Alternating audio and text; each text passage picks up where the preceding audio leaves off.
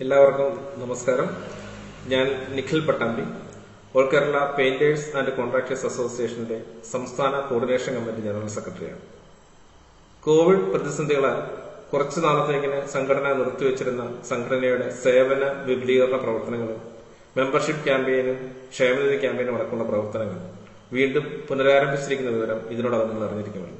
സംഘടന പുതുതായി അവതരിപ്പിക്കുന്ന ക്ഷേമനിധി ഇൻഷുറൻസ് പെൻഷൻ ക്യാമ്പയിന്റെ ഔദ്യോഗികമായിട്ടുള്ള വിശദീകരണം നൽകുന്നതിന് വേണ്ടിയിട്ടാണ് ഇന്ന് ഈ വീഡിയോയിൽ ഞാൻ വന്നിട്ടുള്ളത്. എന്നിരുന്നാലും AKPCA എന്ന് പറയുന്ന സംഘടനയെക്കുറിച്ച് ആദ്യമായി ശ്രമിക്കുന്നവർക്ക് ചെറിയ ഒരു ആമുഖ വിശദീകരണം സംഘടനയെക്കുറിച്ച് നൽകാൻ ആഗ്രഹിക്കുകയാണ്.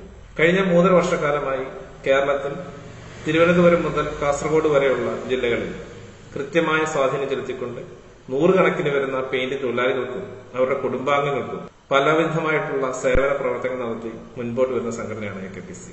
ഔദ്യോഗികമായ പ്രഖ്യാപന സമ്മേളനം കഴിഞ്ഞിട്ട് ഈ വരുന്ന ഫെബ്രുവരി 28-ാം തീയതി 2 വർഷം മാത്രമേ സംഘടനയ്ക്ക് പ്രായമാവുള്ളൂ. ഈ 2 വർഷ കാലയളവിനുള്ളിൽ ഇത്രയധികം ആളുകളിൽ സ്വാധീനം ചെലുത്തിക്കൊണ്ട് 10,000 കണക്കിന് വരുന്ന ആളുകളെ സംഘടനയിലേക്ക് എത്തിക്കുവാനായിട്ട് AKPCA എന്ന് പറയുന്ന സംഘടനയ്ക്ക് സാധിച്ചിട്ടുണ്ട്. തീർച്ചയായും സംഘടനയുടെ ഗുണവശങ്ങൾ മനസ്സിലാക്കി, സംഘടനയുടെ ആവശ്യകത മനസ്സിലാക്കി നമ്മോടൊപ്പം സഹകരിച്ച ഒരു കൂട്ടം പെയിന്റിംഗ് തൊഴിലാളികളുടെയും കോൺട്രാക്ടർമാരുടെയും സമർപ്പണത്തിന്റെയും അധ്വാനത്തിന്റെയും ഫലമാണ് AKPCA എന്ന് പറയുന്ന സംഘടന ഇന്ന് കേരളത്തിലുടനീളം പടർന്നു തെളിച്ചു നിൽക്കുന്നത്. സംഘടന മുൻപോട്ട് വെച്ചിട്ടുള്ള നിരവധിയായ ഉദ്ദേശ ലക്ഷ്യങ്ങളിൽ പരമപ്രധാനമായിട്ടുള്ള ഒരു ലക്ഷ്യമെന്ന് പറയുന്നത് പെയിന്റിംഗ് തൊഴിലാളിയുടെയും അവരുടെ കുടുംബങ്ങളുടെയും സുരക്ഷിതത്വം ഉറപ്പുവരുത്തുക എന്നുള്ളതാണ്.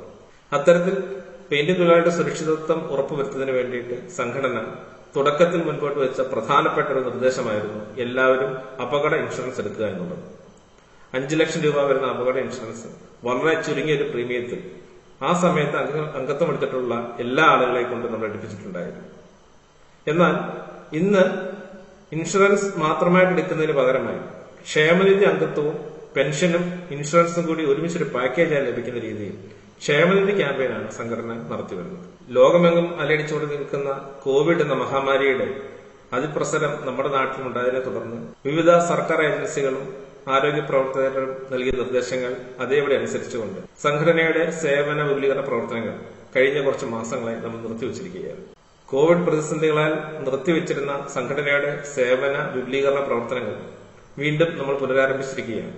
ഇത്തരത്തിൽ പുനരാരംഭിച്ചിരിക്കുന്ന സംഘടനയുടെ പ്രവർത്തനത്തിൽ ഇതം പ്രഥമമായി നമ്മൾ അവതരിപ്പിക്കുന്നത് ക്ഷേമനിധി ഇൻഷുറൻസ് പെൻഷൻ ക്യാമ്പയിൻ തന്നെയാണ്. ഏതൊരു പെയിന്റിംഗ് തൊഴിലാളി നിർബന്ധമായി എടുത്തിരിക്കേണ്ടുന്ന ഒരു കാര്യമാണ് സർക്കാർ നമുക്കിവിടെ അനുവദിച്ചിട്ടുള്ള ക്ഷേമനിധി എന്ന് പറയുന്നത്. ക്ഷേമനിധി എന്ന് പറയുന്ന ഒരു ഔദാര്യമല്ല, മറിച്ച് ഓരോ തൊഴിലാളിയുടെയും അവകാശമാണ്. ഇത്തരത്തിൽ ഈ ഒരു അവകാശം നമ്മൾ ഉപയോഗിച്ചു കഴിഞ്ഞാൽ നല്ലൊരു പരിധിവരെ നമ്മളും നമ്മളുടെ കുടുംബവും സുരക്ഷിതരാകും എന്നുള്ള കാര്യത്തിൽ സംശയമില്ല. ക്ഷേമനിധിയെക്കുറിച്ചുള്ള അജ്ഞതയോ ഇല്ലെങ്കിൽ ഇത് ഏത് രീതിയിൽ എടുക്കണം എന്നുള്ള അറിവില്ലാത്തത് കൊണ്ടൊക്കെ ഇക്കണ്ട കാലയളവിൽ കേരളത്തിലെ പെയിന്റിംഗ് തൊഴിലാളികളിൽ 80% ആളുകൾക്കും ക്ഷേമനിധി എടുക്കാൻ സാധിച്ചിട്ടില്ല എന്നുള്ളത് വളരെ ദുഃഖകരമായിട്ടുള്ള ഒരു വസ്തുതയാണ്.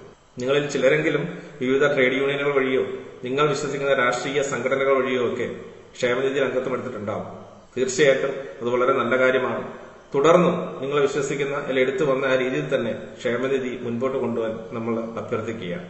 AKPCA എന്ന് പറയുന്ന സംഘടനയുടെ മുഖമുദ്ര എന്ന് പറയുന്നത് തന്നെ ഈ സംഘടന പ്രവർത്തിക്കുന്നത് രാഷ്ട്രീയത്തിന് അതീതമായിട്ടാണ് എന്നുള്ളതാണ്. ജാതി മത രാഷ്ട്രീയ ചിന്തകൾക്ക് അതീതമായി കേരളത്തിലെ പെയിന്റിംഗ് തൊഴിൽ ചെയ്ത് ഉപജീവനം കഴിക്കുന്ന എല്ലാ തൊഴിലാളികളെയും ഏകോദര സഹോദരങ്ങളായി കണ്ടുകൊണ്ട് മുൻപോട്ട് പ്രയാണം നടത്തുന്ന ഒരു സംഘടനയാണ് AKPCA. ക്ഷേമനിധി ഇല്ലാത്ത ആളുകൾക്ക് മറ്റു യാതൊരു രാഷ്ട്രീയ പാർട്ടികളുമായി ചേർന്ന് നിൽക്കാതെ തന്നെ AKPCA എന്ന് പറയുന്ന സംഘടനയിലൂടെ ക്ഷേമനിധി എടുത്തു കൊടുക്കുന്ന സംവിധാനമാണ് നമ്മൾ അവതരിപ്പിക്കുന്ന ക്ഷേമനിധി ക്യാമ്പയിൻ. ഈ ക്ഷേമനിധിയിൽ അംഗത്വമാകുന്നതോടുകൂടി തന്നെ സർക്കാർ നമുക്ക് വേണ്ടി കരുതി വെച്ചിരിക്കുന്ന വിവിധങ്ങളായ സഹായങ്ങൾ നമ്മളിലേക്ക് എത്തപ്പെടുന്നതാണ്. ക്ഷേമനിധി എടുക്കാതിരുന്നതിന്റെ ദുരവസ്ഥ ഇക്കഴിഞ്ഞ ലോക്ഡൌൺ കാലഘട്ടത്തിലും പ്രളയ സമയത്തുമൊക്കെ നിങ്ങൾ ചിലരെങ്കിലും അനുഭവിച്ചിട്ടുണ്ടാവും. അടിയന്തര ധനസഹായമായി സാന്ത്വന സഹായമായി കേന്ദ്ര സംസ്ഥാന സർക്കാരുകൾ പ്രഖ്യാപിക്കുന്ന ആനുകൂല്യങ്ങൾ നമുക്ക് ലഭിക്കണമെങ്കിൽ അവർ അത് മാനദണ്ഡമാക്കുന്നത് ക്ഷേമനിധി അംഗത്വം ഉണ്ടോ ഇല്ലയോ എന്നുള്ളതാണ്. വളരെ ചുരുങ്ങിയ ചെലവിൽ വളരെ ചെറിയൊരു മുതൽ മുടക്കിൽ മാത്രം നമുക്ക് നേടിയെടുക്കാൻ കഴിയുന്ന ഒന്നാണ് ക്ഷേമനിധി എന്ന് പറയുന്നത്. അതിനെക്കുറിച്ചുള്ള വിശദമായിട്ടുള്ള വിവരങ്ങളാണ് ഈ ഒരു വീഡിയോ ഉൾപ്പെടുത്തുന്നത്. തീർച്ചയായിട്ടും വീഡിയോ മുഴുവൻ നിങ്ങൾ കാണുക. കണ്ടതിന് ശേഷം സംശയങ്ങളുള്ള ഭാഗങ്ങൾ വീണ്ടും റിപ്പീറ്റ് ചെയ്ത് ഒന്നുകൂടെ കാണുക. അതിനുശേഷവും നിങ്ങൾക്ക് സംശയങ്ങൾ നിൽക്കുന്നുവെങ്കിൽ AKPCIയുടെ പ്രാദേശിക നേതൃത്വവുമായി നിങ്ങൾക്ക് വാട്സപ്പിലോ ഫോൺ മുഖേനയൊക്കെ ബന്ധപ്പെടാവുന്നതാണ്. നിങ്ങൾക്ക് ഏത് തരത്തിലുള്ള സംശയ ദൂരീകരണത്തിനും സന്നദ്ധരായിട്ടുള്ള ഒരുപാട് ആളുകൾ സംഘടനയുമായി ചേർന്ന് പ്രവർത്തിക്കുന്നുണ്ട് എന്നുള്ളത് പ്രത്യേകമായിട്ട് ഓർമ്മിപ്പിക്കും. അപ്പോൾ ക്ഷേമനിധി അംഗത്വം എടുത്താൽ നമുക്ക് ലഭിക്കുന്ന ആനുകൂല്യങ്ങൾ എന്തൊക്കെയാണ് എന്നുള്ളത് വളരെ ചുരുങ്ങിയ സമയം കൊണ്ട് ഒന്ന് പരിശോധിക്കാം. അതിൽ ഏറ്റവും പ്രധാനമായിട്ടുള്ളത് നിങ്ങൾക്കെല്ലാം അറിയാവുന്നത് തന്നെ പെൻഷൻ സംവിധാനമാണ്. ക്ഷേമനിധി അംഗത്വം എടുത്ത് കൃത്യമായ രീതിയിൽ അംശാദായം അടയ്ക്കുന്ന എല്ലാ അംഗങ്ങൾക്കും 60 വയസ്സ് പൂർത്തിയായി കഴിഞ്ഞാൽ പ്രതിമാസം 1300 രൂപ പെൻഷൻ ഇനത്തിൽ സർക്കാർ നമുക്ക് നൽകുന്നുണ്ട്. നമ്മൾ ക്ഷേമനിധി എടുത്തിരിക്കണം, കൃത്യമായി അതിന്റെ മാസവരി അല്ലെങ്കിൽ അംശാദായം അടച്ചുകൊണ്ടിരിക്കുക. 60 വയസ്സ് കഴിയുന്ന മുറയ്ക്ക് നമുക്ക് 1300 രൂപ വീതമുള്ള പെൻഷൻ ലഭിക്കുന്നതാണ്. രണ്ടാമതായി നമുക്ക് ലഭിക്കുന്ന ആനുകൂല്യം എന്ന് പറയുന്നത് അവശതാ പെൻഷനാണ്. അവശതാ പെൻഷൻ എന്ന് പറഞ്ഞാൽ എന്തെങ്കിലും തരത്തിലുള്ള രോഗമോ അപകടമോ സംഭവിച്ച് നമുക്ക് ജോലിക്ക് പോകാൻ കഴിയാതെ സ്ഥിരമായി കിടപ്പിലായ അവസ്ഥയുണ്ടെങ്കിൽ അവശതാ പെൻഷൻ ഇനത്തിൽ ഒരു മാസം 1300 രൂപ നിരക്കിൽ സർക്കാർ നമുക്ക് നൽകും. അതിന് ബന്ധപ്പെട്ട ഡോക്ടർമാരിൽ നിന്നുള്ള സർട്ടിഫിക്കറ്റും അതിന്റെ കൃത്യമായിട്ടുള്ള ഒരു ഫോമും പൂരിപ്പിച്ച് ബന്ധപ്പെട്ട കേന്ദ്രങ്ങളിൽ ഓഫീസുകളിൽ കൊടുക്കുക എന്നുള്ളതാണ് ചെയ്യേണ്ടത്. പെൻഷൻ സംവിധാനത്തിൽ മൂന്നാമതായി സർക്കാർ അവതരിപ്പിക്കുന്ന, സർക്കാർ നമുക്ക് വേണ്ടി നൽകുന്ന പെൻഷൻ എന്ന് പറയുന്നത് കുടുംബ പെൻഷനാണ്. കുടുംബ പെൻഷൻ എന്ന് പറഞ്ഞു കഴിഞ്ഞാൽ ക്ഷേമനിധി ബോർഡിൽ അംഗത്വം ഉണ്ടായിരുന്ന ഇപ്പോൾ പെൻഷൻ പറ്റിക്കൊണ്ടിരിക്കുന്ന ഒരു തൊഴിലാളി, അതായത് 60 വയസ്സിന് ശേഷം പെൻഷൻ പറ്റിക്കൊണ്ടിരിക്കുന്ന ഒരു തൊഴിലാളി മരണപ്പെട്ടാൽ അദ്ദേഹത്തിന്റെ വിധവയ്ക്ക് ഇല്ലെങ്കിൽ ആശ്രിതരായി ജീവിക്കുന്ന അമ്മയോ അച്ഛനോ ഉണ്ടെങ്കിൽ അവർക്ക് സർക്കാർ നൽകുന്ന പെൻഷനാണ് കുടുംബ പെൻഷൻ. ക്ഷേമനിധി അംഗത്വമുള്ള തൊഴിലാളിക്ക് ലഭിച്ചുകൊണ്ടിരുന്ന പെൻഷൻ എത്രയാണോ അതിന്റെ പകുതി, അതല്ലെങ്കിൽ 650 രൂപ, ഇതിലേതാണോ കൂടുതൽ ആ തുക മാസം തോറും നമ്മുടെ നോമിനിക്ക് ഇല്ലെങ്കിൽ നമ്മുടെ ആശ്രിതർക്ക് ലഭിക്കുന്ന സംവിധാനമാണ് കുടുംബ പെൻഷൻ. പെൻഷൻ സംവിധാനത്തിൽ നാലാമതായിട്ട് അവതരിപ്പിക്കുന്നത് സാന്ത്വന സഹായമാണ്. സാന്ത്വന സഹായം എന്ന് വെച്ചാൽ ക്ഷേമനിധി അംഗത്വമുള്ള ഒരു മെമ്പർ, കൃത്യമായി അംശാദായം അടച്ചുകൊണ്ടിരിക്കുന്ന മെമ്പർ പെട്ടെന്ന് മരണപ്പെട്ടാൽ, പെൻഷൻ കാലാവധിക്ക് മുൻപേ മരണപ്പെട്ടാൽ അദ്ദേഹത്തിന്റെ ആശ്രിതർക്ക് എല്ലാ വിധവയ്ക്ക് നൽകുന്ന സമാശ്വാസ ധനസഹായമാണ് സാന്ത്വന സഹായം. പെൻഷൻ കാലയളവിൽ ഈ തൊഴിലാളിക്ക് ലഭിക്കേണ്ടുന്ന 1300 രൂപ ധനസഹായം മാസം തോറും നമ്മുടെ ആശ്രിതർക്ക് അല്ലെങ്കിൽ വിധവയ്ക്ക് എത്തിച്ചെടുക്കുന്ന സംവിധാനമാണ് സാന്ത്വന സഹായം. ക്ഷേമനിധി സംവിധാനത്തിൽ നമുക്ക് ലഭിക്കുന്ന അടുത്ത ആനുകൂല്യം എന്ന് പറയുന്നത് വിവാഹ ധനസഹായമാണ്. ക്ഷേമനിധി അംഗത്വം എടുത്ത് ഒരു വർഷം കൃത്യമായി അംശാദായം അടച്ച, മാസവരി അടച്ച ഏതൊരു തൊഴിലാളിക്കും അവരുടെ വിവാഹ ആവശ്യത്തിന് വേണ്ടിയിട്ട് 10,000 രൂപ ക്ഷേമനിധി ഓഫീസിൽ നിന്ന് ലഭിക്കുന്നതാണ്. അതോടൊപ്പം തന്നെ 3 വർഷം സർവീസുള്ള അംഗത്തിന് അവരുടെ 2 മക്കളുടെ വിവാഹ ആവശ്യത്തിന് വേണ്ടിയിട്ട് 10,000 രൂപ ധനസഹായം ലഭിക്കുന്നതാണ്. 2 മക്കളുടെ വിവാഹ ആവശ്യത്തിന് മാത്രമേ അത് ലഭിക്കുകയുള്ളൂ. അടുത്തതായി നമുക്ക് ലഭിക്കുന്ന സഹായം എന്ന് പറയുന്നത് പ്രസവ ധനസഹായമാണ്. പ്രസവ ധനസഹായം എന്ന് പറയുമ്പോൾ സ്ത്രീകളായിട്ടുള്ള അംഗങ്ങൾക്ക് മാത്രം ലഭിക്കുന്ന ആനുകൂല്യമാണ്. അവരുടെ ആദ്യത്തെ 2 പ്രസവങ്ങൾക്ക് 15,000 രൂപ വീതം ക്ഷേമനിധി ബോർഡിൽ നിന്ന് ലഭിക്കുന്നതാണ്. ഇത്തരത്തിലുള്ള ധനസഹായങ്ങളുടെ ഒരു കാറ്റഗറി കഴിഞ്ഞാൽ അടുത്ത ഒരു സെക്ഷന്റെ അകത്ത് ഉൾപ്പെടുത്തിയിട്ടുള്ളത് ചികിത്സാ ധനസഹായങ്ങളാണ്. നിങ്ങൾക്കറിയാം, ഒരുപാട് പേർക്ക് വളരെ അത്യാവശ്യമായി വേണ്ടുന്ന ഒരു സംവിധാനം തന്നെയാണ് ചികിത്സാ ധനസഹായം എന്ന് പറയുന്നത്. പുറത്തുള്ള പ്രൈവറ്റ് കമ്പനികളിലൊക്കെ പോയി കഴിഞ്ഞാൽ ചികിത്സാ ധനസഹായത്തിന് വേണ്ടിയിട്ടുള്ള ഇൻഷുറൻസ് ഒക്കെ ചെയ്താൽ നമുക്ക് വളരെ വലിയൊരു തുക കൊടുത്ത് മാത്രമേ അത്ര പരിരക്ഷ ലഭിക്കുകയുള്ളൂ. സർക്കാർ കൂടെ നൽകുന്ന ചികിത്സാ ധനസഹായം എന്ന് പറയുന്നത് സാധാരണ അസുഖങ്ങൾക്ക് ഒരു ഹോസ്പിറ്റലിൽ പോയി 5 അതിൽ കൂടുതലോ ദിവസം അഡ്മിറ്റ് ആയി എന്ന് വിചാരിക്കുക. കുറഞ്ഞത് 5 ദിവസമെങ്കിലും അഡ്മിറ്റായി കിടക്കുന്ന രോഗികൾക്കാണ് ഇത്തരത്തിലുള്ള ആനുകൂല്യം ലഭിക്കുക. ആദ്യത്തെ 5 ദിവസത്തേക്കിന് 800 രൂപ ധനസഹായം നമുക്ക് ലഭിക്കുന്നതാണ്. തുടർന്നുള്ള ഓരോ ദിവസത്തിനും 150 രൂപ വീതം കണക്കാക്കിക്കൊണ്ട് പരമാവധി 5000 രൂപ വരെയുള്ള ധനസഹായം ക്ഷേമനിധി ബോർഡിൽ നിന്ന് നമുക്ക് ലഭിക്കും. സാധാരണ രോഗ ചികിത്സ കഴിഞ്ഞാൽ അടുത്ത സംവിധാനത്തിൽ നമുക്ക് ലഭിക്കുന്നത് മാരക രോഗ ചികിത്സാ ധനസഹായമാണ്. മാരക രോഗ ചികിത്സാ ധനസഹായം എന്ന് പറയുമ്പോൾ ഹൃദയ സംബന്ധമായ രോഗങ്ങൾ, ക്യാൻസർ, മസ്തിഷ്ക സംബന്ധമായ രോഗങ്ങൾ, തളർവാദം, TB തുടങ്ങിയ അസുഖങ്ങളൊക്കെയാണ് ഉദ്ദേശിക്കുന്നത്. ഇത്തരത്തിൽ ഏതെങ്കിലും തരത്തിലുള്ള രോഗം ബാധിച്ച ആളുകളുണ്ടെങ്കിൽ അവരുടെ ചികിത്സയ്ക്കായി സർക്കാർ സർജന്റെ ചികിത്സാ സർട്ടിഫിക്കറ്റിന് മേൽ അടിയന്തര ധനസഹായമായി 2000 രൂപയും ശേഷം വരുന്ന ചികിത്സാ ചിലവുകൾക്ക് ബന്ധപ്പെട്ട ബില്ലുകൾ സബ്മിറ്റ് ചെയ്തു കഴിഞ്ഞാൽ 50,000 രൂപ വരെയും ഉള്ള ചികിത്സാ ധനസഹായം നമുക്ക് ലഭിക്കും. ചികിത്സാ സംബന്ധമായി അടുത്തതായി നമുക്ക് ലഭിക്കുന്ന ധനസഹായം എന്ന് പറയുന്നത് കണ്ണ് സംബന്ധമായിട്ടുള്ള രോഗങ്ങൾക്കാണ്. കണ്ണ് സംബന്ധമായ രോഗങ്ങൾ ബാധിച്ച് ഏതെങ്കിലും തരത്തിലുള്ള ശസ്ത്രക്രിയ നമ്മൾ ചെയ്തിട്ടുണ്ടെങ്കിൽ, ശസ്ത്രക്രിയ നടത്തിയ ഹോസ്പിറ്റൽ ഏതാണോ ആ ഹോസ്പിറ്റലിൽ നിന്നുള്ള മെഡിക്കൽ സർട്ടിഫിക്കറ്റിന്റെ അടിസ്ഥാനത്തിൽ 4,000 രൂപ വരെ നമുക്ക് ധനസഹായം ലഭിക്കുന്നതാണ്. അതോടൊപ്പം തന്നെ ചിക്കൻ പോക്സ്, പാമ്പുകടി, പേപ്പട്ടി വിഷബാധ ഇത്തരത്തിലുള്ള അസുഖങ്ങളാൽ ഏതെങ്കിലും ഹോസ്പിറ്റലിൽ ചികിത്സ തേടേണ്ടതായിട്ട് വന്നിട്ടുണ്ടെങ്കിൽ അത്തരത്തിൽ ചികിത്സ തേടിയ ഹോസ്പിറ്റലിലെ സർട്ടിഫിക്കറ്റ്, കൂടുതലും സർക്കാർ ആശുപത്രികളിലെ സർട്ടിഫിക്കറ്റ് ആണ് ഇത്തരത്തിൽ ചോദിക്കുന്നത്, ഹാജരാക്കിയാൽ 4000 രൂപ വരെയുള്ള ധനസഹായം നമുക്ക് ലഭിക്കുന്നതാണ്. ഇത്തരത്തിലുള്ള ധനസഹായങ്ങളിൽ വളരെ പ്രധാനപ്പെട്ടത് എന്നെടുത്ത് പറയേണ്ട മറ്റൊരു സഹായം അപകട ചികിത്സാ ധനസഹായമാണ്. ഏറ്റവും കൂടുതൽ നമ്മൾ നേരിടുന്നതും സംഭവിക്കാൻ സാധ്യതയുള്ളതുമായ ഒരവസ്ഥാവിശേഷം എന്ന് പറയുന്ന അപകടങ്ങളാണ്. കൂടുതലും പണിസ്ഥലങ്ങളിൽ വെച്ച് തന്നെയാണ് നമുക്ക് ഇത്തരത്തിലുള്ള അപകടങ്ങൾ സംഭവിക്കാറുള്ളത്. പെയിന്റിംഗ് തൊഴിൽ ചെയ്യുന്ന ഏതൊരു തൊഴിലാളിയും അവരുടെ ജീവിതത്തിന്റെ ഓരോ സെക്കൻഡിലും ഒരു അപകടം മുന്നിൽ കണ്ടുകൊണ്ട് തന്നെയാണ് തൊഴിൽ ചെയ്തുകൊണ്ടിരിക്കുന്നത്. അപകടത്തെ തുടർന്ന് ഇൻപേഷ്യന്റായോ ഔട്ട് പേഷ്യന്റായോ ചികിത്സ നേടിക്കൊണ്ടിരിക്കുന്ന ഒരാൾക്ക് അത് സർക്കാർ ആശുപത്രികളിലാവാം, അല്ലെങ്കിൽ ബോർഡ് അംഗീകരിച്ച സ്വകാര്യ ആശുപത്രികളിലാവാം, സഹകരണ ആശുപത്രികളിലാവാം, 5 അതിൽ കൂടുതലോ ദിവസം ഇൻപേഷ്യന്റായോ ഔട്ട് പേഷ്യന്റായോ എന്ന് പറഞ്ഞാൽ ഇപ്പൊ കയ്യോ കാലോ ഒടിഞ്ഞ് നമ്മൾ ഹോസ്പിറ്റലിൽ ചെന്ന് കഴിഞ്ഞാൽ അവർ നമ്മൾ അഡ്മിറ്റ് ചെയ്യണമെന്ന് നിർബന്ധമില്ല. കയ്യിൽ പ്ലാസ്റ്റർ ഇട്ട് വീട്ടിൽ പൊക്കോളാൻ പറയും. അത്തരത്തിലൊരു 5 ദിവസമോ 10 ദിവസമോ നമ്മൾ ചിലപ്പോൾ വീട്ടിൽ റെസ്റ്റിലായിരിക്കും. അത്തരത്തിൽ ചികിത്സ എടുക്കുന്നതിന് ഔട്ട് പേഷ്യന്റ് എന്നും ഹോസ്പിറ്റലിൽ അഡ്മിറ്റ് ചെയ്ത് ചികിത്സിക്കുന്നതിന് ഇൻപേഷ്യന്റ് എന്നുമാണ് പറയുന്നത്. ഇൻപേഷ്യന്റ് ആയോ ഔട്ട് പേഷ്യന്റ് ആയോ 5 അതിൽ കൂടുതൽ ദിവസം ചികിത്സ നടത്തുന്ന ഒരു രോഗിക്ക് അല്ലെങ്കിൽ ഒരു മെമ്പർക്ക് ബന്ധപ്പെട്ട സർട്ടിഫിക്കറ്റുകൾ, ഡോക്ടറുടെ സർട്ടിഫിക്കറ്റുകൾ ഹാജരാക്കിയാൽ ആദ്യത്തെ 5 ദിവസത്തിന് 1500 രൂപയും തുടർന്നുള്ള ഓരോ ദിവസത്തിന് 200 രൂപ കണക്കാക്കി പരമാവധി 20,000 രൂപ വരെയുമുള്ള ധനസഹായം ലഭിക്കുന്നതാണ്.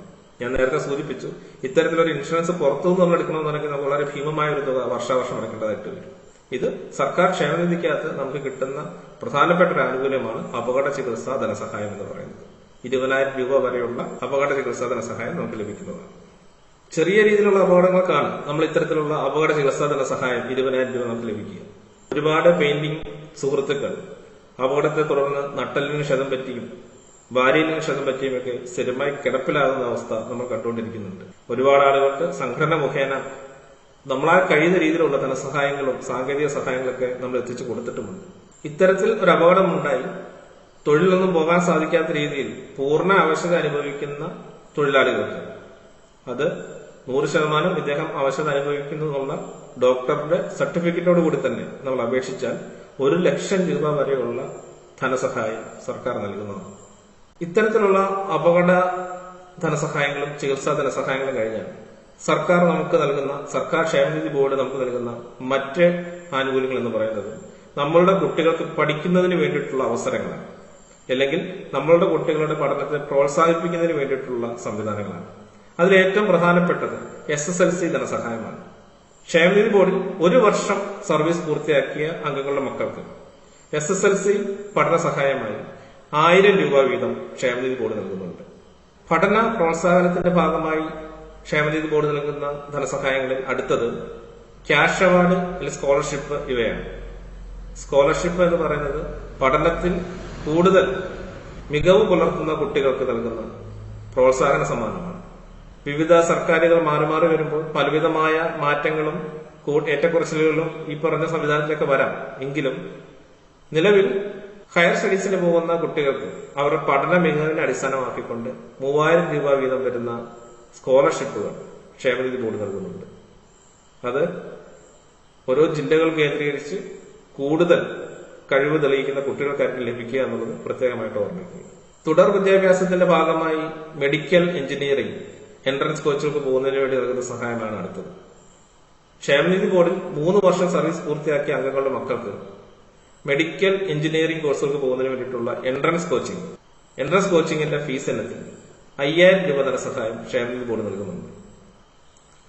ക്ഷേമനിധി ബോർഡിൽ അംഗങ്ങളായിട്ടുള്ള കുട്ടികളുടെ പഠന നിലവാരം ഉയർത്തുന്നതിന് വേണ്ടിയിട്ട് സർക്കാർ സ്വീകരിച്ചിട്ടുള്ള നടപടിക്രമങ്ങളാണ് കുറച്ചു മുൻപ് നമ്മൾ സൂചിപ്പിച്ച ക്യാഷ് അവാർഡുകളും സ്കോളർഷിപ്പുകളും മറ്റ് പഠന സഹായങ്ങളുമെല്ലാം.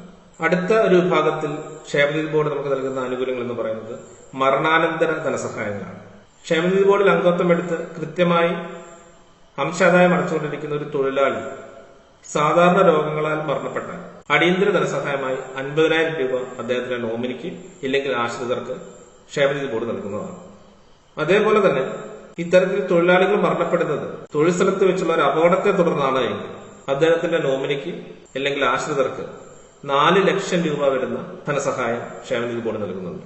ഞാൻ തുടക്കത്തിൽ സൂചിപ്പിച്ചതുപോലെ 5 ലക്ഷം രൂപ വരുന്ന ഒരു അപകട ഇൻഷുറൻസ് സംഘടനയുടെ പ്രവർത്തനങ്ങൾ തുടങ്ങിയ കാലങ്ങളിൽ നമ്മൾ നൽകിക്കൊണ്ടിരുന്നതാണ്. ഗ്രൂപ്പ് ഇൻഷുറൻസ് സംവിധാനത്തിൽ ഒരുപാട് കമ്പനികളിൽ നിന്നും കൊട്ടേഷൻസ് കളക്ട് ചെയ്ത് ഏറ്റവും കുറഞ്ഞൊരു പ്രീമിയത്തിൽ അത്തരത്തിലുള്ള 5 ലക്ഷം രൂപയുടെ ഇൻഷുറൻസ് എടുത്ത് കൊടുത്തപ്പോൾ തന്നെ സംഘടനയ്ക്ക് 500 രൂപയോളം ഒരു വർഷത്തേക്കിന് പ്രീമിയം അടക്കേണ്ടുന്ന അവസ്ഥയുണ്ടായിരുന്നു. അവിടെ അപകടത്തിൽ മരണപ്പെടുന്ന ആളുകൾക്ക് 5 ലക്ഷം രൂപ കിട്ടുക എന്നുള്ളൊരു സംവിധാനം മാത്രമാണ് ആ ഇൻഷുറൻസ് ലഭ്യമായിരുന്നത്. എന്നാൽ സർക്കാർ ക്ഷേമനിധി എടുക്കുന്ന ക്ഷേമനിധി ബോർഡിൽ അംഗത്വം എടുത്തിട്ടുള്ള എല്ലാ അംഗങ്ങൾക്കും അവർക്ക് അപകട മരണത്തിന് പരിരക്ഷയായി 4 ലക്ഷം രൂപ സർക്കാർ നൽകുന്നുണ്ട്. വളരെ വലിയ ഒരു കാര്യം തന്നെയാണ് ക്ഷേമനിധി ബോർഡ് നമുക്ക് വേണ്ടി ചെയ്തിട്ടുള്ളത്. എടുത്തു പറയേണ്ടുന്ന മറ്റൊരു ധനസഹായം എന്ന് പറയുന്നത് മരണാനന്തര ചെലവിന് നൽകുന്ന ധനസഹായമാണ്. അംഗതൊഴിലാളി മരണപ്പെട്ടാൽ അദ്ദേഹത്തിന്റെ അവകാശികൾക്ക് മരണാനന്തര ചടങ്ങ് നിർവഹിക്കുന്നതിന് വേണ്ടിയിട്ട് 4000 രൂപ അടിയന്തര ധനസഹായമായി ക്ഷേമനിധി ബോർഡ് നൽകുന്നുണ്ട്. ക്ഷേമനിധി ബോർഡിൽ നിന്നും പെൻഷൻ വാങ്ങിക്കൊണ്ടിരിക്കുന്ന ഒരു അംഗം മരണപ്പെട്ടാലും ഈ 4000 രൂപ അടിയന്തര ധനസഹായമായിട്ട് മരണാനന്തര ചടങ്ങുകൾക്ക് വേണ്ടി ക്ഷേമനിധി ബോർഡിൽ നിന്നും നമുക്ക് ലഭിക്കും. ക്ഷേമനിധി ബോർഡിൽ അംഗത്വം എടുക്കുന്ന ഒരംഗത്തിന് ലഭിക്കുന്ന പ്രധാനപ്പെട്ട ആനുകൂല്യങ്ങളെ കുറിച്ചെല്ലാം ഞാൻ പറഞ്ഞു കഴിഞ്ഞു. ഇത്തരത്തിൽ ഒരു ക്ഷേമനിധി അംഗത്വം എടുക്കുന്നതിന് നമുക്ക് ചെലവാകുന്ന തുക എന്ന് പറയുന്നത് രജിസ്ട്രേഷൻ ഫീസ് ഇനത്തിൽ 50 രൂപയും അതിന്റെ ഓൺലൈൻ സംവിധാനം UID രജിസ്ട്രേഷൻ ഫീസ് എന്നാണ് പറയുന്നത്. ഓൺലൈൻ സംവിധാനങ്ങൾക്ക് വേണ്ടിയിട്ട് നമ്മൾ അടയ്ക്കുന്ന 25 രൂപയും 3 മാസത്തെ മാസവരി അഥവാ അംശാദായം 150 രൂപയും ചേർത്ത് 225 രൂപ മാത്രമാണ്. ഈ 225 രൂപ അടച്ച് നമ്മൾ ക്ഷേമനിധി എടുക്കുമ്പോൾ ആദ്യത്തെ 3 മാസം പിന്നീട് അംശാദായം നൽകേണ്ടുന്നതില്ല. കാരണം 225 150 രൂപ എന്ന് പറയുന്നത് 3 മാസത്തെ അംശാദായമാണ്. 3 മാസത്തിന് ശേഷം നമ്മൾ അടയ്ക്കേണ്ടുന്ന തുക എന്ന് പറയുന്നത് മാസം തോറും 50 രൂപയാണ്. ചുരുക്കി പറഞ്ഞാൽ 12 മാസം കൊണ്ട് 12 ഗുണം 5 600 രൂപയാണ് ക്ഷേമനിധി ബോർഡിൽ ഇത്രയും ആനുകൂല്യങ്ങൾ ലഭിക്കുന്നതിന് വേണ്ടി നമ്മൾ അടയ്ക്കുന്നത്. ഇനി ഇതിൽ ഏറ്റവും പ്രധാനമായി എടുത്തു പറയേണ്ടുന്ന ഒരു വസ്തുത എന്ന് പറയുന്നത് ക്ഷേമനിധി ബോർഡിൽ അംഗത്വമുള്ള കാലയളവിൽ നമ്മൾ അടച്ചിട്ടുള്ള അംശാദായം എത്രയാണോ അത്രയും തുക നമുക്ക് പെൻഷൻ ആകുന്ന സമയത്ത് ക്ഷേമനിധി ബോർഡ് നമുക്ക് മടക്കി നൽകുന്നു എന്നുള്ളതാണ്. 15 വർഷമോ 20 വർഷമോ ക്ഷേമനിധി ബോർഡിലേക്ക് 50 രൂപ വെച്ച് നമ്മൾ അടച്ചാൽ പെൻഷൻ ആകുന്ന സമയത്ത് അത്രയും തുക ഒരുമിച്ച് നമുക്ക് ഒരു സമാശ്വാസ ധനസഹായമായി അല്ല ഒരു തുകയായി നമ്മുടെ കയ്യിലേക്ക് കിട്ടും എന്നുള്ളത് വളരെ പ്രധാനപ്പെട്ട ഒരു വസ്തുതയാണ്. ചുരുക്കി പറഞ്ഞാൽ നമ്മൾ അടയ്ക്കുന്ന ധനം ഒരു ഡെപ്പോസിറ്റ് പോലെയാണ് ക്ഷേമനിധി ബോർഡിന് കൊടുക്കുന്നത്. നമ്മൾ പെൻഷൻ ആകുന്ന സമയത്ത് അല്ലെങ്കിൽ നമ്മൾ മരണപ്പെട്ടാൽ ആ മരണപ്പെടുന്ന സമയത്തും നമ്മുടെ ആശ്രിതർക്ക് അതുവരെ അടച്ച തുക ക്ഷേമനിധി ബോർഡ് മടക്കി നൽകുന്നതാണ്. ഇത്രയൊക്കെയാണ് ക്ഷേമനിധി ബോർഡ് നമുക്ക് നൽകുന്ന ആനുകൂല്യങ്ങളും നമ്മൾ ക്ഷേമനിധി ബോർഡിന് കൊടുക്കേണ്ടുന്ന സംഗതികളും. Building and other construction workers welfare board ആ ഒരു ബോർഡിന്റെ കീഴിലാണ് നിലവിൽ പെയിന്റിംഗ് തൊഴിലാളികളെ ഉൾപ്പെടുത്തിയിട്ടുള്ളത്. കേരളത്തിൽ തൊഴിൽ ചെയ്യുന്ന കെട്ടിട നിർമ്മാണ തൊഴിലാളികളെ പരമാവധി സുരക്ഷിതരാക്കുന്നതിന് വേണ്ടിയിട്ടുള്ള സംവിധാനങ്ങളാണ് ക്ഷേമനിധി ബോർഡിൽ നമുക്കിവിടെ ഒരുക്കിയിട്ടുള്ളത്.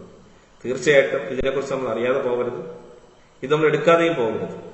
ഞാൻ ആദ്യമേ സൂചിപ്പിച്ചതുപോലെ ഇത് ആരുടെയും ഔദാര്യമല്ല, നമ്മുടെ അവകാശമാണ്. ക്ഷേമനിധിയെക്കുറിച്ച് ഇത്രത്തോളം മനസ്സിലാക്കി കഴിഞ്ഞിട്ടും നിങ്ങൾ ക്ഷേമനിധി എടുക്കുന്നില്ല എങ്കിൽ അത് നിങ്ങളോടും നിങ്ങളുടെ കുടുംബത്തോടും ചെയ്യുന്ന കൃത്യവിലോപമായി മാത്രമേ കണക്കാക്കാൻ കഴിയുകയുള്ളൂ. നമ്മൾ സുരക്ഷിതരായിരിക്കുക, നമുക്കൊരു അപകടം പറ്റിയാൽ നമ്മുടെ വീട്ടുകാർ സുരക്ഷിതരായിരിക്കുക എന്നുള്ളത് തന്നെയാണ് നമ്മളുടെ എല്ലാവരുടെയും ആഗ്രഹം. അത്തരത്തിലുള്ള ആഗ്രഹങ്ങൾ നടത്തിയെടുക്കുന്നതിന് പ്രാവർത്തികമാക്കുന്നതിന് സർക്കാർ നമുക്ക് വേണ്ടി ഒരുക്കിയിട്ടുള്ള ഈ ക്ഷേമനിധി ബോർഡിലൂടെ സാധിക്കും എന്നുള്ള കാര്യത്തിൽ സംശയമില്ല. AKPC എന്ന് പറയുന്ന സംഘടനയുടെ ഉദ്ദേശ ലക്ഷ്യങ്ങളിൽ ഒരെണ്ണം മാത്രമാണ് ക്ഷേമനിധി അംഗത്വം, ഇൻഷുറൻസ്, പെൻഷൻ പോലുള്ള സംവിധാനങ്ങൾ. വേറെയും ഒരുപാട് ഉദ്ദേശ ലക്ഷ്യങ്ങൾ സംഘടനയ്ക്കുണ്ട്. വഴിയെ അവയെക്കുറിച്ചെല്ലാം നമ്മൾ ചർച്ച ചെയ്യുന്നതാണ്. കൊറോണ കാലഘട്ടമായതുകൊണ്ട് മാത്രമാണ് നിങ്ങളെ നേരിട്ട് വന്ന് കാണുവാനും നേരിട്ട് സംവദിക്കുവാനും സംഘടനയെക്കുറിച്ച് പറയുവാനും ഒക്കെ സാധിക്കാതെ പോകുന്നത്. അത്തരം ഒരു സാഹചര്യം നിലനിൽക്കുന്നുണ്ട് മാത്രമാണ് ഇപ്പൊ ഈ വീഡിയോയിൽ കൂടി നിങ്ങളോട് ഞാൻ സംസാരിക്കുന്നത്. സംഘടന എന്താണെന്നും സംഘടനയുടെ ഉദ്ദേശ ലക്ഷ്യങ്ങൾ എന്താണെന്നും പ്രവർത്തന രീതികൾ എന്താണെന്നുമൊക്കെ വരും ദിവസങ്ങളിൽ മറ്റ് വീഡിയോയിൽ കൂടി തീർച്ചയായിട്ടും നിങ്ങളുടെ മുമ്പിൽ ഞാൻ അവതരിപ്പിക്കുന്നതാണ്. നിങ്ങൾക്കുള്ള സംശയങ്ങളും ചോദ്യങ്ങളും ഒക്കെ മെസ്സേജ് രൂപേണ ചോദിച്ചു കഴിഞ്ഞാൽ അതിന് മറുപടി നൽകാൻ വേണ്ടിയിട്ട് ഒരു പ്ലാറ്റ്ഫോം നമ്മൾ ഉണ്ടാക്കിയിട്ടുണ്ട്. ഈ വീഡിയോ നിങ്ങളിപ്പോൾ കണ്ടുകൊണ്ടിരിക്കുന്നത് AKPC എന്ന് പറയുന്ന സംഘടനയുടെ ഔദ്യോഗിക യൂട്യൂബ് ചാനലിലാണ്. നിങ്ങൾക്കുണ്ടാകുന്ന സംശയങ്ങളും ചോദ്യങ്ങളും എല്ലാം ഈ വീഡിയോയ്ക്ക് താഴെ കമന്റുകളായിട്ട് രേഖപ്പെടുത്തിയാൽ വേണ്ടുന്ന മറുപടികൾ എന്റെ ഭാഗത്തു നിന്നും ബന്ധപ്പെട്ട ഭാരവാഹികളുടെ ഭാഗത്തു നിന്നും നിങ്ങൾക്ക് ലഭിക്കുന്നതാണ്. ഏത് തരത്തിലുള്ള സംശയങ്ങൾ നിങ്ങൾക്ക് ചോദിക്കാം. ഇനി അതല്ല, നേരിട്ട് ഫോണിൽ സംസാരിക്കാൻ താല്പര്യപ്പെടുന്നവർക്ക് ഈ വീഡിയോടൊപ്പം ചേർക്കുന്ന മൊബൈൽ നമ്പറുകളിൽ ബന്ധപ്പെടാവുന്നതാണ്. ക്ഷേമനിധിയെക്കുറിച്ച് ഇത്രയും കാര്യങ്ങൾ അറിഞ്ഞ സ്ഥിതിക്ക് ഇനി എങ്ങനെ ക്ഷേമനിധി എടുക്കണം എന്നുള്ളതാണ് നിങ്ങളുടെ ചോദ്യമെങ്കിൽ തീർച്ചയായിട്ടും എല്ലാ ജില്ലകളിലും എല്ലാ പ്രദേശങ്ങളും കേന്ദ്രീകരിച്ചുകൊണ്ട് AKPCയുടെ വിവിധങ്ങളായ വാട്സ്ആപ്പ് ഗ്രൂപ്പുകളുണ്ട്. അത്തരത്തിലുള്ള വാട്സ്ആപ്പ് ഗ്രൂപ്പുകളിൽ നിങ്ങൾ ജോയിൻ ചെയ്ത് കഴിഞ്ഞാൽ നമ്മുടെ ബന്ധപ്പെട്ട ഭാരവാഹികൾ ആ ഗ്രൂപ്പുകൾ മുഖേന നിങ്ങൾക്ക് വേണ്ടുന്ന നിർദ്ദേശങ്ങൾ കാര്യങ്ങളൊക്കെ നൽകുന്നതാണ്. ഇനി ഒരു വേള അത്തരം വാട്സ്ആപ്പ് ഗ്രൂപ്പുകളിലൊന്നും നിങ്ങൾ അംഗങ്ങളല്ല, സംഘടനയുടെ ഭാരവാഹികളെ നിങ്ങൾക്ക് പരിചയമില്ല എന്നുണ്ടെങ്കിൽ ഞാൻ നേരത്തെ സൂചിപ്പിച്ചതുപോലെ ഈ വീഡിയോടൊപ്പം കൊടുത്തിട്ടുള്ള മൊബൈൽ നമ്പറുകളിൽ നിങ്ങൾ ബന്ധപ്പെടുക. വേണ്ടുന്ന മാർഗനിർദ്ദേശങ്ങൾ നമ്മുടെ ഭാഗത്തുനിന്ന് നൽകുന്നതാണ്. സംഘടനയുടെ ഭാഗത്തുനിന്ന് ആദ്യമായി ചെയ്യുന്ന ഒരു വീഡിയോ ആണിത്. എന്തെങ്കിലും തരത്തിലുള്ള കുറ്റങ്ങളോ കുറവുകളോ ഒക്കെ ഈ വീഡിയോക്കകത്തുണ്ടെങ്കിൽ അതും നിങ്ങൾ കമന്റായിട്ട് രേഖപ്പെടുത്തുക. മുൻപോട്ട് വരുന്ന സമയങ്ങളിൽ കുറ്റങ്ങളും കുറവുകളും തിരുത്തിക്കൊണ്ട് നല്ല രീതിയിൽ നമുക്ക് മുൻപോട്ട് പോകാം. ഒരു കാര്യം മാത്രം അവസാനമായിട്ട് ഓർമ്മിപ്പിക്കുകയാണ്. കേരളത്തിൽ അസംഘടിതരായി നിന്നിരുന്ന ഒരു വിഭാഗമാണ് പെയിന്റിംഗ് തൊഴിലാളികൾ. ഇന്ന് പെയിന്റിംഗ് തൊഴിലാളികൾ അസംഘടിതരല്ല. കേരളത്തിലെ പെയിന്റിംഗ് തൊഴിലാളികളെ സംഘടിപ്പിക്കുന്നതിൽ AKPC എന്ന് പറയുന്ന സംഘടന വളരെ വലിയ ഒരു സ്ഥാനം വഹിക്കുന്നുണ്ട്. കേരളത്തിലെ തന്നെ പെയിന്റിംഗ് തൊഴിലാളികളുടെ ഏറ്റവും വലിയ കൂട്ടായ്മയാണ് AKPC എന്ന് പറയുന്ന സംഘടന. ജാതി മത രാഷ്ട്രീയ ചിന്തകൾക്ക് അതീതമായി പ്രവർത്തിക്കുന്ന ഈ ഒരു സംഘടനയിലേക്ക് നിങ്ങൾ എല്ലാവരെയും ഞാൻ ക്ഷണിക്കുകയാണ്. ഇന്നത്തെ വീഡിയോ തൽക്കാലം നമ്മളോട് അവസാനിപ്പിക്കുകയാണ്. സംഘടനയുടെ നയങ്ങളെക്കുറിച്ചും ഉദ്ദേശ ലക്ഷ്യങ്ങളെക്കുറിച്ചും തുടർ പ്രവർത്തനങ്ങളെക്കുറിച്ചുമൊക്കെ സമയാസമയം അറിയുന്നതിനും കൂടുതലായി മനസ്സിലാക്കുന്നതിനും ഈ യൂട്യൂബ് ചാനൽ നിങ്ങൾ സബ്സ്ക്രൈബ് ചെയ്യുക. നിങ്ങളുടെ പരിചയത്തിലുള്ള സുഹൃത്തുക്കൾക്ക് പരമാവധി ഈ ചാനലിന്റെ ലിങ്ക് അയച്ചു കൊടുത്ത് അവരെ കൊണ്ട് സബ്സ്ക്രൈബ് ചെയ്യിപ്പിക്കുക. സബ്സ്ക്രൈബ് ചെയ്താൽ മാത്രം പോരാ, അതിനകത്ത് ബെല്ലൈക്കൺ ഉണ്ട്. ആ ബെല്ലൈക്കൺ കൂടി എനേബിൾ ചെയ്തു വെച്ചാൽ AKPCയെ സമയാസമയം കൊടുക്കുന്ന അപ്ഡേറ്റ്സ് അപ്പോൾ തന്നെ നിങ്ങൾക്ക് ലഭിക്കുന്നതാണ്. ഇന്നലെ വരെ അസംഘടിതരായിരുന്ന ഒരു തൊഴിലാളി വിഭാഗമാണ് പെയിന്റിംഗ് തൊഴിലാളി. എന്നാൽ ഇന്ന് നിങ്ങളാരും അസംഘടിതരല്ല. AKPC എന്ന് പറയുന്ന സംഘടനയിലൂടെ നമ്മളെല്ലാം സംഘടിതരാണ്. ഈ ഒരു സംഘടനയിലേക്ക്, കൂട്ടായ്മയിലേക്ക് എല്ലാവരും കടന്നു വരുവാൻ ഒരിക്കൽ കൂടി അഭ്യർത്ഥിച്ചുകൊണ്ട് നിർത്തുന്നു. നന്ദി, നമസ്കാരം.